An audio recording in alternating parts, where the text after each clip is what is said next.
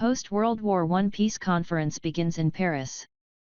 On January 18, 1919, in Paris, France, some of the most powerful people in the world meet to begin the long, complicated negotiations that would officially mark the end of the First World War.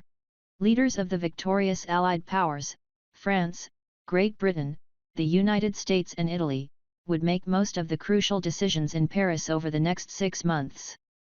For most of the conference, U.S. President Woodrow Wilson struggled to support his idea of a peace without victory and make sure that Germany, the leader of the Central Powers and the major loser of the war, was not treated too harshly. On the other hand, Prime Ministers Georges Clemenceau of France and David Lloyd George of Britain argued that punishing Germany adequately and ensuring its weakness was the only way to justify the immense costs of the war.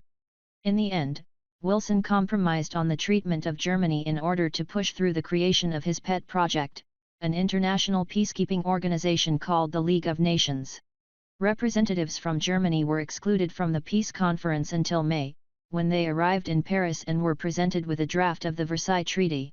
Having put great faith in Wilson's promises, the Germans were deeply frustrated and disillusioned by the treaty, which required them to forfeit a great deal of territory and pay reparations. Even worse, the infamous Article 231 forced Germany to accept sole blame for the war. This was a bitter pill many Germans could not swallow. The Treaty of Versailles was signed on June 28, 1919.